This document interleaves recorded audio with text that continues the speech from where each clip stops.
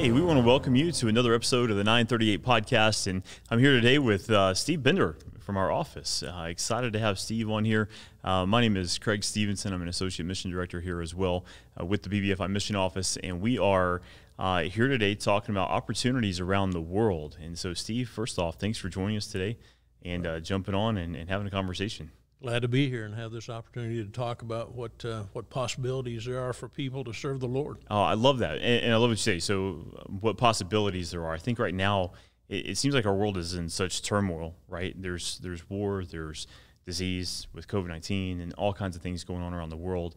And I don't know that we always think about opportunities the way that they are really readily available out there. And so I'm glad we have the opportunity to kind of unpack some of this today. You know, too often we look at the obstacles rather than the opportunities, and we focus on them. But yet, Jesus said to look on the fields that are white unto harvest, and that's what we need to be focusing on. Oh, yeah, and I love what you say, because there's always, every obstacle always brings another opportunity. Absolutely. You know, and there's plenty of those around today. So, hey, listen, just as we get things kicked off today, I want to remind you that we are kicking off this month Project 938 for 2022.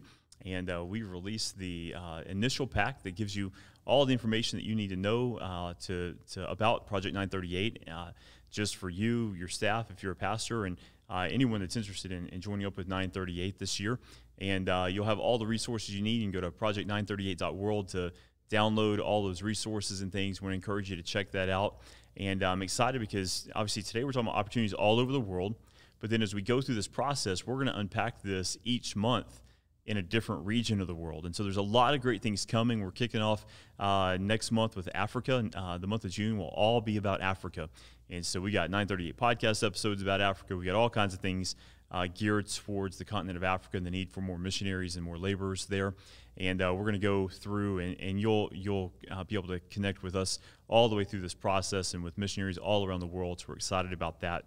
But today we're going back and kind of looking at an overview of opportunities around the world. And I love what you said. Yeah, there's been a lot of obstacles, and we tend to focus on the obstacles. Right. But there's a lot of opportunities out there. So what I'd like to do is just kind of walk through the regions as we're going to be focusing on them through Project 938 and just kind of talk through some of that.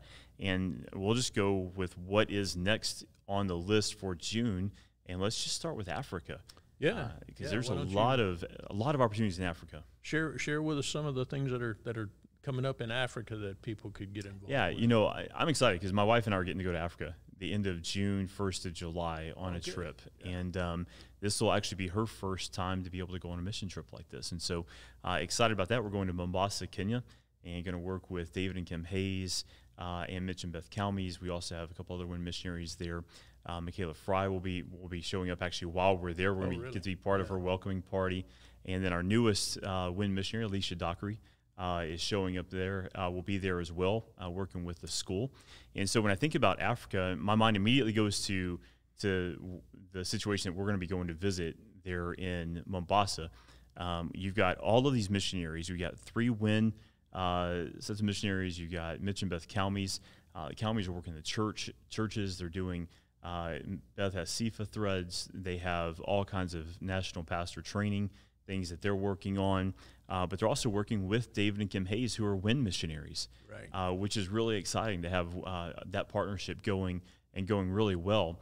And then you add to that the ministries that they work with in the school there, and Michaela Fry is going to come in and help work in the school and be a part of that ministry. And then they have the medical clinic, and you have Alicia. Actually, I think I messed that up. Michaela, I think, is going to work in the medical clinic. Correct. And Alicia is going to work in the school, so I'll get it right. But excited about opportunities like that. And all over Kenya, there's opportunities, but not just Kenya. I think of Levi and Chelsea Wilson, right? They just left a few days ago, if I remember right, last week, getting ready to go to South Sudan on their way. And they should be there now. And we're excited about the opportunities that God's given them. Building on a long history that the Enochs were there in South Sudan. So, tell us a little bit about the Enochs and the Wilsons kind of ministry over there. What all were they involved with? What do they have? Because I know Levi and Chelsea are praying that more missionaries would surrender to go work with them in South Sudan. Right. You know, Ron and Christine God moved them into South Sudan, and they were able to establish a relationship with the chiefs and people in the community, and just really to start out a strong ministry foundation, started a school and different things, a training center, and starting a church.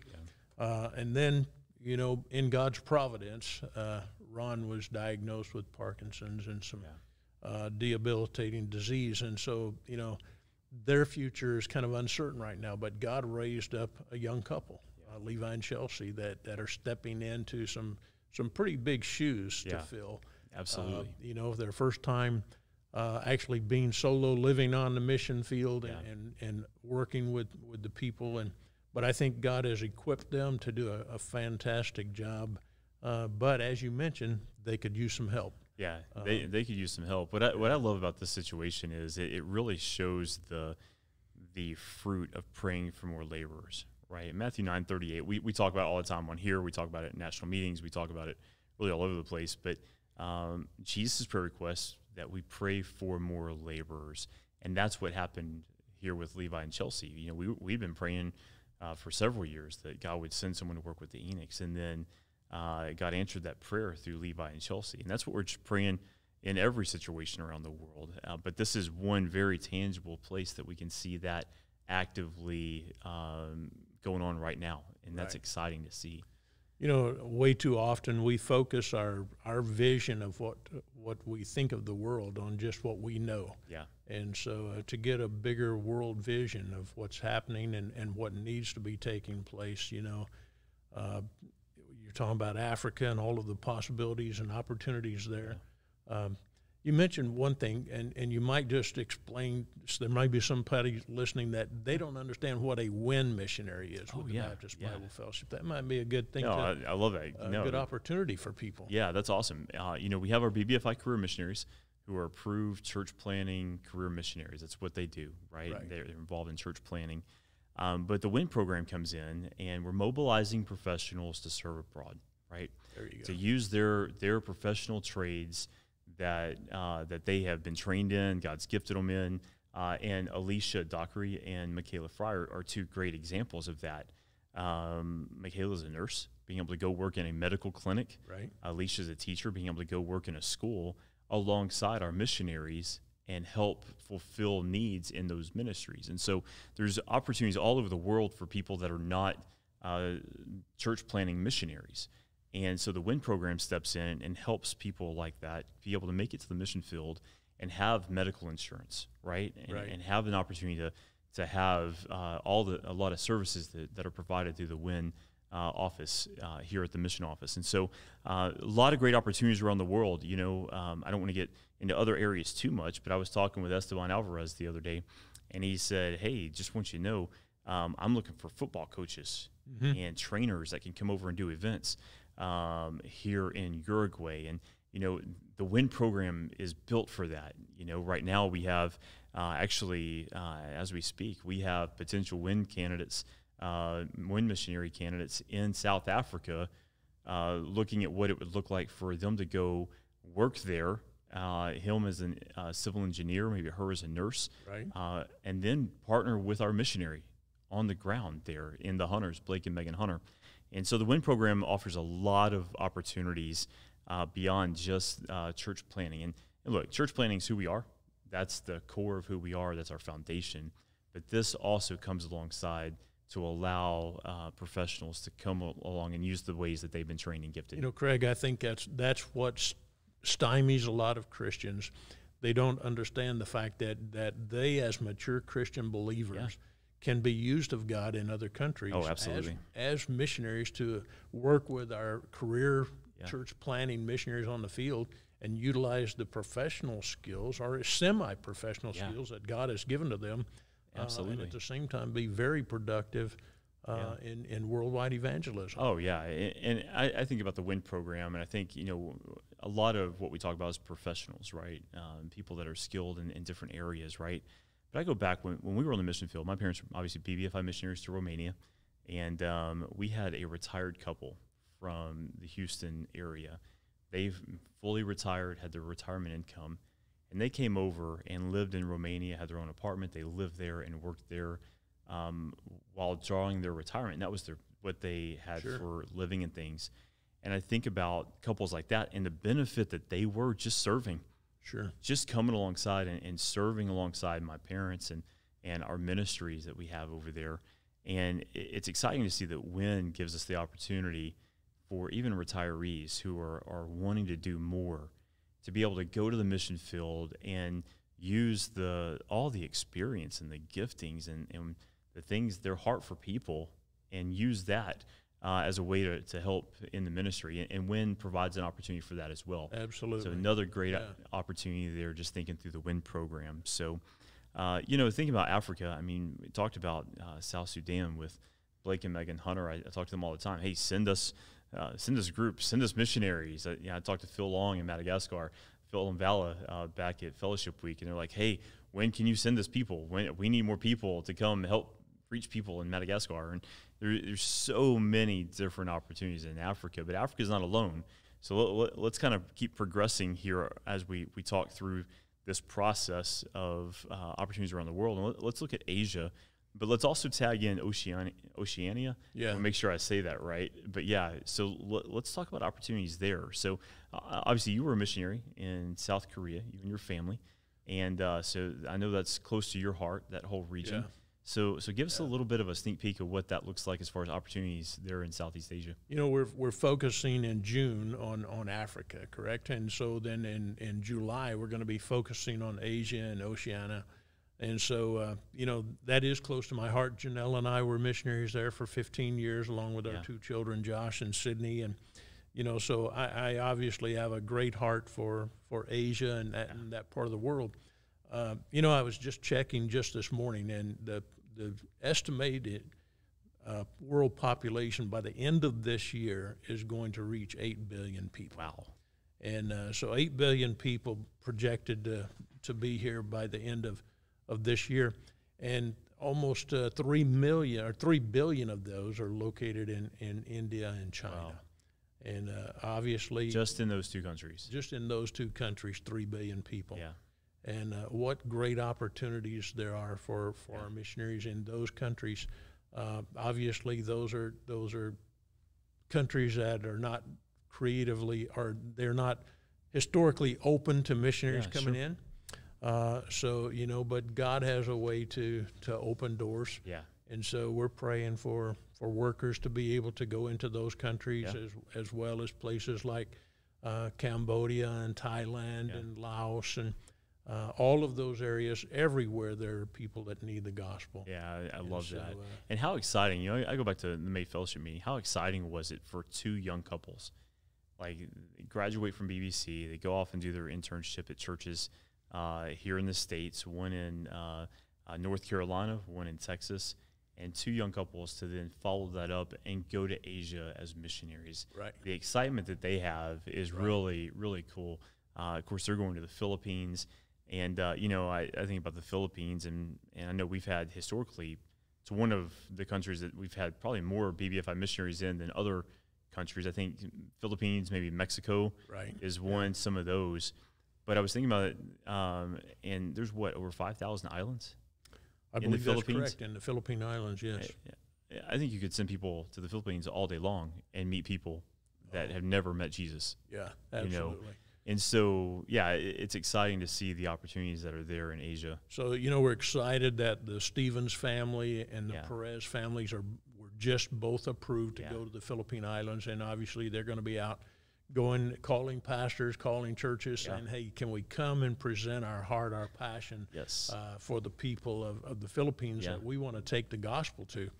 And so I hope that as they do call, that pastors would be open to saying, you know what, hey, come on in. We've had missionaries. We've got a lot of, here's what they hear. We've got a lot of missionaries. We've got a lot in the Philippines. But as you mentioned, that number of islands, the opportunities of people that are there to take the gospel to. I mean, could you ever have too many missionaries? In any location. Too many witnesses, that it's just unheard of. Yeah.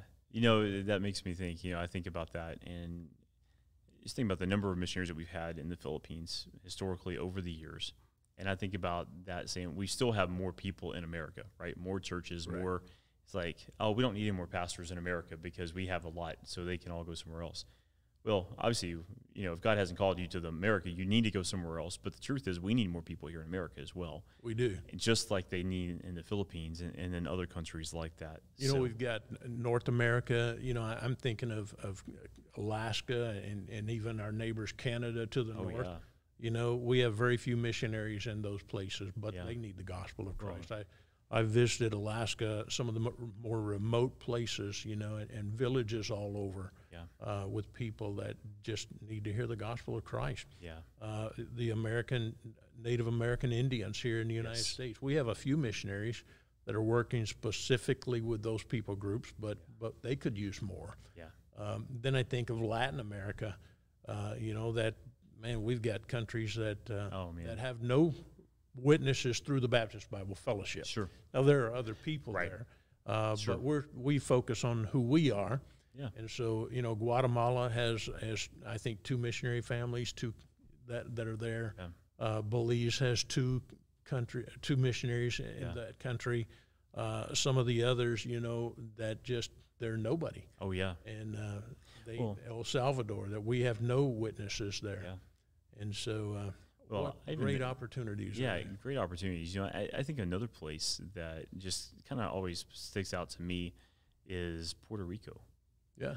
Another place, I don't believe we have do we have a BBFI missionary in Puerto Rico right now? Not anymore. I know that's we an used American territory. Yeah, and what I love about that is that you don't have to have a passport. You don't have to deal with visa issues. Right. I mean, that's a U.S. territory. And so I would think, man, that would be a great place for someone to go and reach people who desperately need the gospel.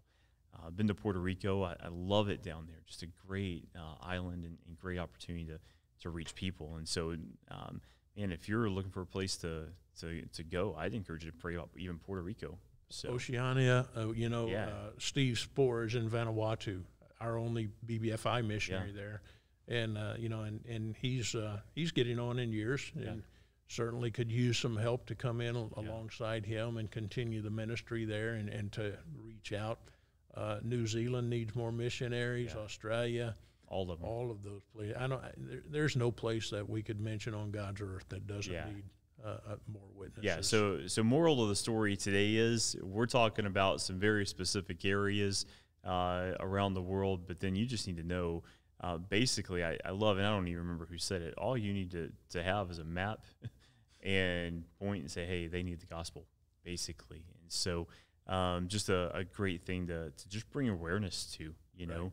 And what I love about it is we are positioned as a mission office to help anyone go wherever God has called them to go. We don't force people to go certain places. We don't have this checklist that says, no, you can't go to this town. You have to go to that town, like a lot of other organizations that we see are. So we're equipped to help people go wherever they feel like God's wanting them to go. And it's really cool when you have conversations like this to just remember that. That's a unique thing about the Baptist Bible Fellowship. Our missionaries are God-called men and women that God has placed the burden on their heart to go to a specific country, a people group, and to work with them. And we simply help accommodate them and support them and be that middleman to help get them there to accomplish what God has put on their heart. Officially, we say that our missionaries, they're not employees. We don't pay them a salary. They raise their own support. They're independent contractors with the Baptist Bible Fellowship, but they're dependent upon God and God's people to do the work that He's called them to do. Yeah, and I love that. I go back to opportunities, and I think about Europe. What a massively huge opportunity in Europe. And really, it doesn't matter where you talk about. I mean, Europe's considered a post-Christian nation or post-Christian continent, I guess you could say. There's opportunities all over the place, but there's opportunities in Europe where we used to have missionaries that we're praying that God would send someone else there to work with churches that are already established or at least contacts that we already have. I think of Poland, I think of Lithuania is another one I think similar to that. And then I think about, what's going on in Ukraine with Russia and Ukraine and the issues that are going on there. and the refugee opportunities that are there throughout Romania and Poland and the Czech Republic, Slovakia, Hungary, all the way up into the Baltics, Latvia, Lithuania, Estonia. Just tons of opportunities to meet needs in the lives of people that we never would have had an opportunity to meet had they not come out the way that they are, But just tons of opportunities in Europe. I think of George Demakos in Greece, George and Luisa and the Cindy's, just the work that they're doing in Athens and in that area, reaching people. They are reaching a lot of people, and we see it all the time on Facebook, people getting saved. Right. But they are not alone, in their need for more laborers, right? And so I don't know that there's a place in Europe that we could pinpoint and say, hey, we need someone strategically right here. I think the map is pretty wide open. So I think we just need people all over that will be bold in their witness for Christ. When Paul was talking to the church, he said, pray for me that I will be bold in my witness. Yeah.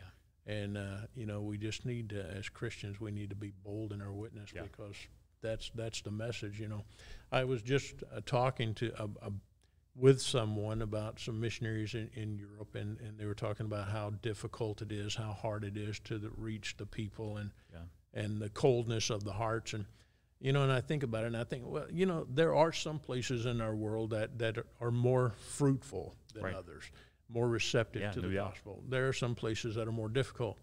But then I was reminded this past weekend, Janelle and I, we like to plant a garden every year. Yeah.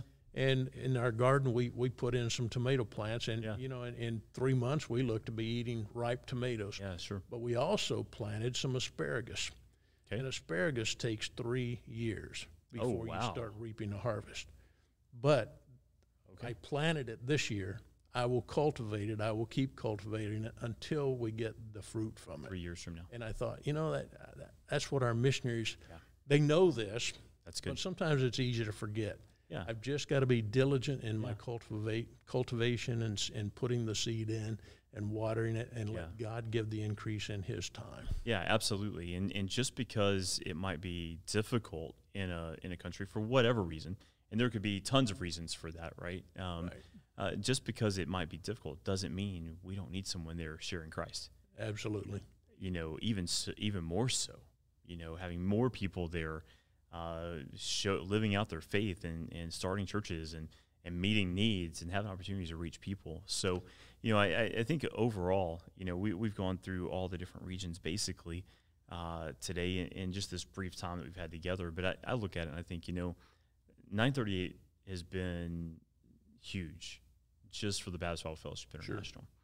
Sure. This call to concerted prayer where we all come together and rally around not just any prayer request, but the prayer request given to us by Jesus to pray for more laborers. And I'm excited about being involved in that process. Yeah. I'm excited that we get to have a front row seat to see all these opportunities and help people get to where God is calling them to go. And as we go through the next several months, we go through June, July, August, September into 938 Sunday on October 3rd, I believe. Second. It was October 3rd 2nd. Last year. Yeah, second this year, October 2nd. So don't show up to church on Sunday, October 3rd, or on Monday, October 3rd. Anyway, if you do that, awesome. Pray, and that's great. But leading into that, we're going to talk about these different regions in more detail. You're going to, in the different resource packs that are released through our website and through email, you're going to get all kinds of video clips from missionaries, national pastors.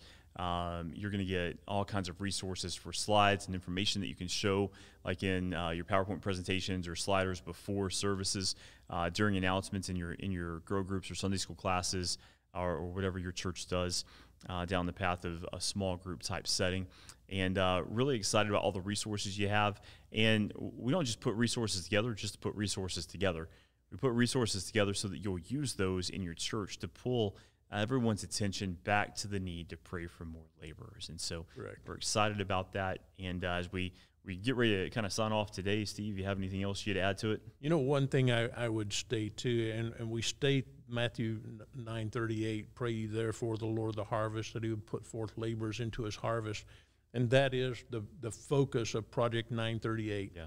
But I think there's another part of that we tend to gloss over sometimes or don't really think about. But I think the other side of that would be we should couple that prayer with a prayer that the ones that God touches their hearts would respond positively that's right. to God's call. Yeah, be willing to surrender when God calls. That's it. Yeah, because I think at the end of the day, it's in some ways it's easy to pray God send somebody else. Yeah. But it's hard to pray when you're including yourself into that process. And so, yeah, we want to encourage you and pray, but pray that God would call anyone he wants to, including you. Amen. And I think that's huge.